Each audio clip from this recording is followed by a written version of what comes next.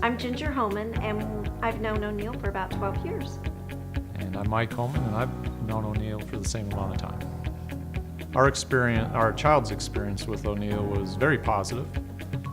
Nate, to this day, still looks up to O'Neill and considers him a mentor and a good friend. And when he was younger, being coached by O'Neill, I guess he started when he was about 8.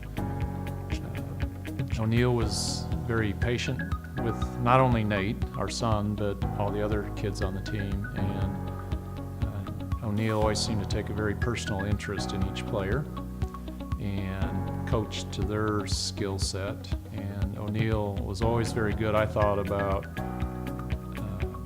understanding that children develop at different speeds and different time frames, and just because someone doesn't have a high skill set now doesn't mean they won't in 2 or 3 or 4 years. And so he was always very cognizant of that. For me, what I saw about Nate when he was working with O'Neill was that there were also a lot of character and life lessons to be learned.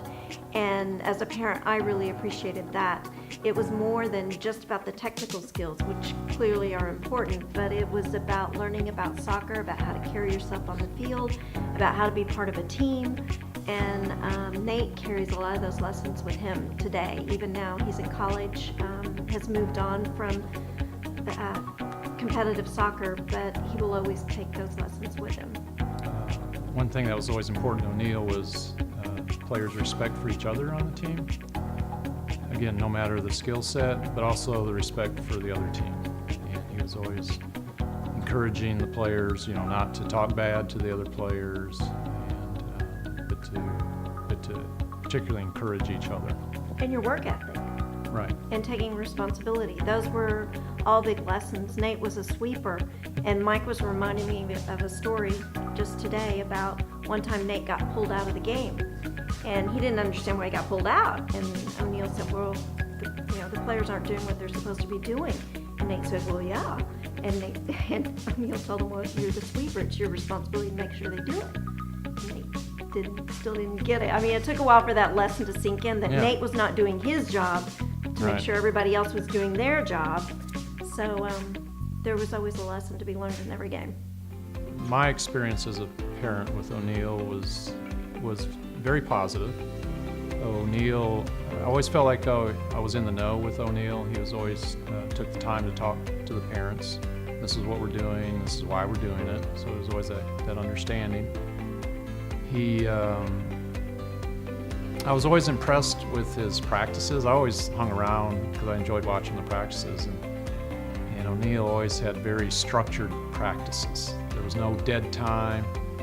Everything had a purpose, and I remember that always impressed me. And I know Nate liked that too, because he didn't like standing around. He always wanted to be doing something. And O'Neill's practices were always that way. I always appreciated that, how O'Neill treated Nate and the other players. There wasn't any favoritism.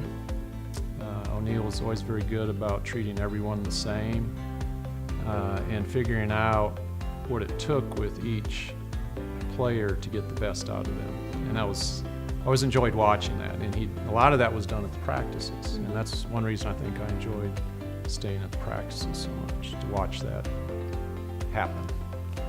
But he also taught them, what I appreciated as a parent, was watching Nate learn the lesson that if you want to get good at something, it's more than just showing up at practice. Yep. That there's work to be done in between practices. And O'Neill would send videos home with Nate to watch a particular team play a particular game, professional teams, and tell him to watch the sweeper and how they conducted their game. And then they'd have conversations about it when Nate brought the video back. So Nate learned that not only did he have to practice his technical skills, but he needed to learn the game. And I think that that's something important that O'Neill taught him, was Nate learned to read the game, and then Nate learned to take that knowledge and play strategically.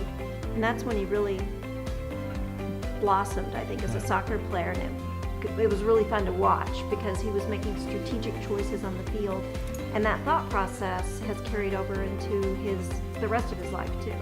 It's an important lesson. Yeah, and O'Neill was always good too about listening to the players and Nate's a person that needs to be heard. He has opinions, and he has very strong opinions. And O'Neill was always good about listening to those thoughts and opinions, and then coaching Nate to get him to where he needed Nate to be. And subsequent coaches that Nate had weren't as good at that with Nate. And so there was some butting of heads, if you will, at times with other coaches. But I was always impressed that O'Neill had that patience with Nate, to listen to him, to help Nate understand where O'Neill was trying to get him to be as a player. There were parental lessons in there too. Yeah.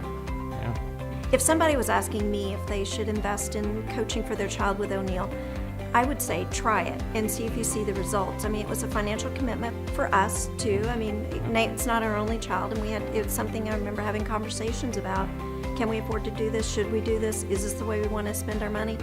But the benefits, they far outweighed it. That he did learn life lessons in those training sessions that he carries with him today.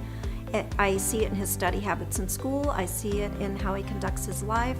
I see it in the character lessons that he learned. I see it in the man that he's becoming. Yeah. So it wasn't just about the soccer skills, although those were really great. And at the time, that's what we saw was the soccer skill development. It was. And that's what we appreciated at the time. And because, at that age, every soccer parent thinks their kid's going to grow up to be a soccer player. And so we saw that and saw the skills that O'Neill was very good, the technical skills that he was very good about developing in the players. I mean, you could see throughout the season, each player, again, no matter their skill level, there was improvement in all of them. And then after a couple of years with O'Neill, again, we started seeing those life skills that he was teaching, and saw that we could see that Nate was practicing using those life skills outside of soccer, and that's when it was like, yeah, that was a good investment.